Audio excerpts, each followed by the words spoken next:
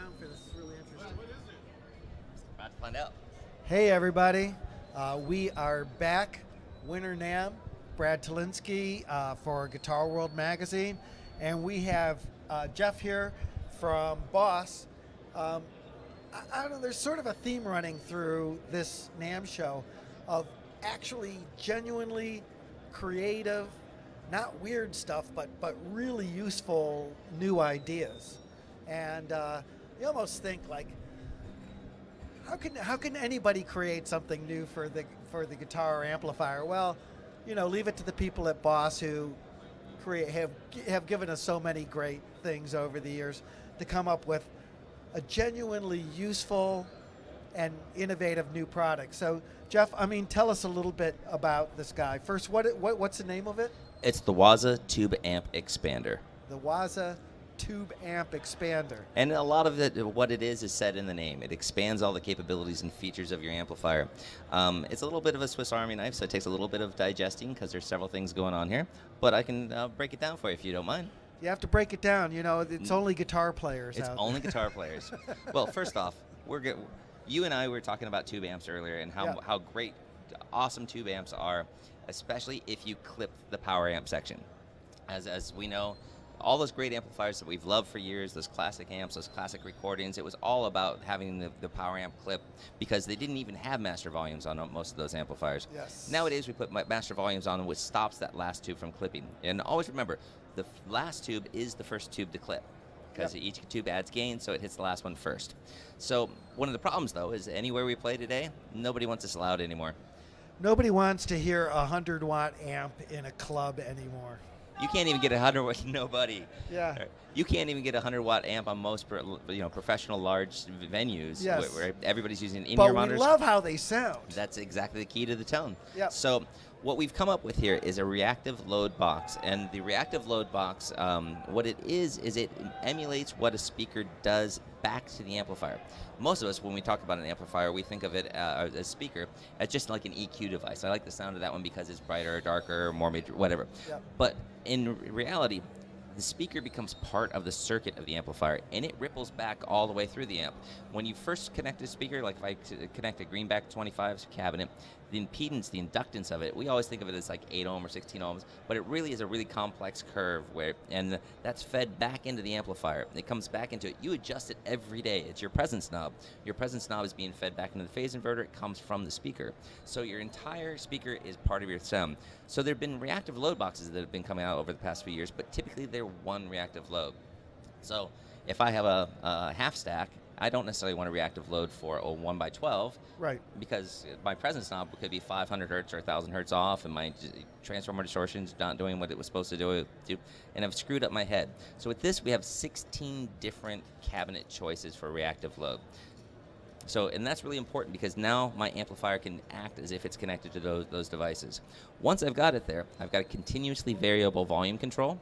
And I can take it all the way up to 100 watts of volume or back down to nothing. Right? I don't even need that on there. In addition to that, I can add effects. And I can add effects that are coming in post that distortion. I've got reverb.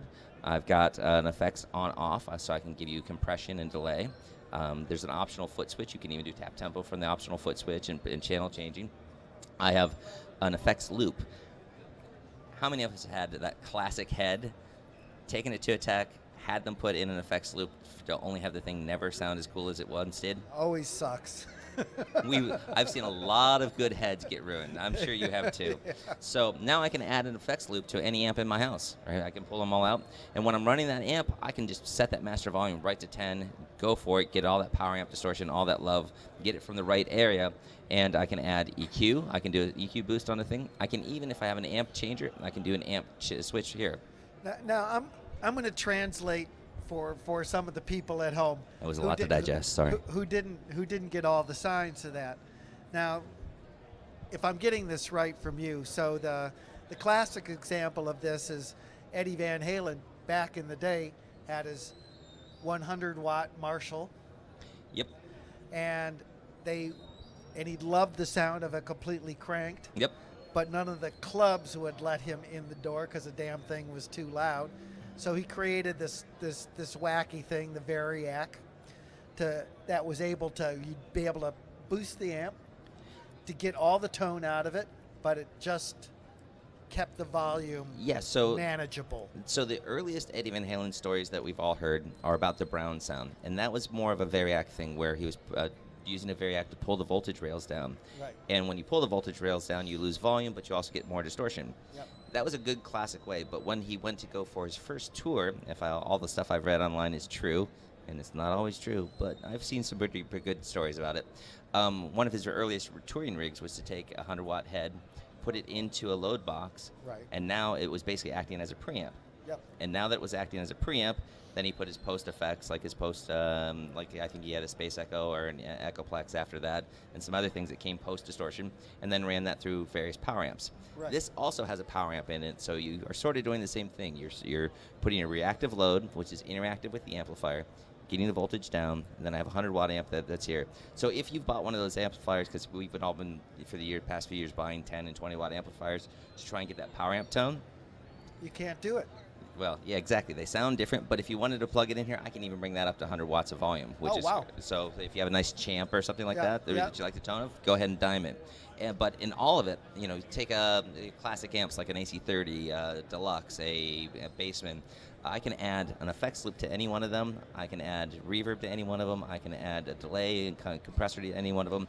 With the channel changer, the other day I was connected to I think it was a JCM 900, and it has the clean channel and the distortion channel. Yep.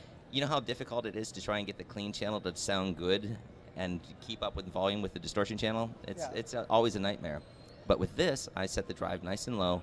I compensated for the gain in here, and then I decided to EQ it a little bit when I was on that clean channel. It sparkled it up, made it nice and clean, threw a little bit of compression on it, and I had a gorgeous clean sound that matched up in volume with my compressor. So I think what you're telling me here is that we're bringing a new meaning to the word stack, because you have your speaker, you have your head. Now you want to stack this on top of. Yes, maybe that's what we should have named it. Waza Tube Amp Expander is a bit of a mouthful, but tells you what it does. But stack maybe is it. Yeah. Yeah, because you stack this onto anything you have, and it really expands the capability of that amplifier that's been sitting in the closet or in your garage, right? You can pull it out now. You can put it to use. You can play it at full volume, what it was meant to do. You get all the tone, and you add programmability, effects loops, things like that. And you don't even have to plug a speaker cabinet into it because you do have DI out on this guy. So on the back here, we have stereo out, and all the effects that are in here are stereo out that go out to your DI for either the house or for your recording device. Have a USB out, so it can actually act as your audio interface. Have a mono front of house out. I mentioned that we do have effects send and return, which are switchable between series and parallel. And just it's a Swiss Army knife of everything I've ever wanted. Yeah, it's cool, and like I said, because it's a bit of a new idea, right? You shouldn't be afraid of it, because it can interact with almost any system, any amp system that you have. But if people want to get a clearer idea of what this is and what it does, is there some place online where they can go check it out, get more information? Yeah, go visit us at boss.info, and we'll be able to give you a rundown on this, all the details, all the features, all the bullet points, because it is a little bit to understand, but the thing you need to understand is that classic amp you got in the closet, you can now crank it up, make it do what it was meant to sound like. Well, it's one of those things, again, boss.info, I want to reinforce that's where you can check it out. It's sort of like when you talk about it, it sounds complicated, but all of a sudden when you plug it in and hear what it does to your sound, like you go, oh, yeah, okay, Yeah, I got that. I know that. I got that, absolutely. So this is really, like I said, a genuinely interesting piece of gear that I think we're going to hear a lot about for years to come. Yeah, and for the direct out, there's 24 cabinets to choose from. You can choose mic location, mic position, Wow. right, room, whether it's an anechoic chamber or a smaller big room. And of course, you can download your own IRs. So if you want to capture your own or buy somebody else's, you can put them on there as well. And you know what? I'm a guitar player. What I like about this thing is it's got knobs. It doesn't, like, there's not a bunch of numbers that I have to scroll through. Like it looks pretty easy to to actually Yeah, use. there is a software editor that you can connect to it and do detailed editing and patch library and stuff, and set up your different 10 patches for your AC30 versus your Plexi or whatever. But it's all easy to use and not going to hurt anybody's head. Who do you think is the main customer for this? The main customer for this is actually anybody who owns a tube amp. I mean, what I think one of the big things, travesties of our world today is that guitar players, if they've got a gig with a professional artist that's in ear, they're not allowed to play stuff loud on stage, and so they can't get that feel. And then they go to their band rehearsal and they've got a loud amp to try and keep up with the drummer. And then they go to another scenario. They got 3, 4, 5 rig setups that they're doing. They do something different in the studio than they do. This incorporates everything that your amp does, gives it way more features and capabilities, and then you just take your entire one rig anywhere you're going. If you're doing in-ears, you don't even need to bring a speaker cabinet, just take it with you. The studio, don't even need a cabinet. So hit me up with the name of this again. It's the Waza Tube Amp Expander. Great. So knowing Boss, this can't be the only thing that they're bringing out this We did year. bring out something else that's quite fun, and I have one of them back here in my pocket. A few years ago, we came out with a product which was called the Blues Cube amplifiers. It's under the Roland brand name, and Blues Cube amplifiers had something really unique about them, which is that we call Tube Logic, which is us studying how power amps actually work in that whole interplay between the speaker and stuff that we do here, but in those amplifiers. And as we did those, we came up with a tone capsule ability that you could put into the back of the amplifier, so you could plug it in and get new sounds.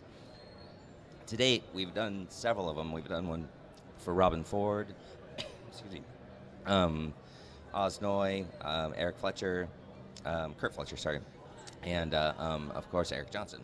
And just recently, this week here at NAMM, we have a new one, which we call Sparkle Clean, which is with our good friend Jeff Skunk Baxter of many, many, many famous places and, and things.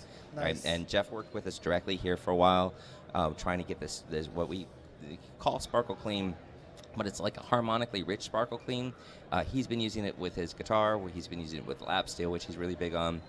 And I like it because a lot of the modern sounds that I've been hearing younger players playing, they're playing these nice, classic, clean sounds, and doing the two-handed stuff with the clean stuff. And I think this would work perfect for them. It's a really unique tone.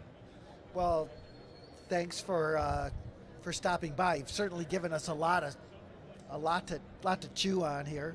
And again, it's boss.info. Yes. If you want to find out more about this baby or the smaller guy. and I guess just about anything else that you want to find out about Boss gear and the latest things coming out. Well, thanks for stopping by. Thanks for having me. I really appreciate it. Okay, everybody, we're going to sign off for a minute or two, but we have so much more to bring you from this great Winter NAMM in Anaheim. Thank you.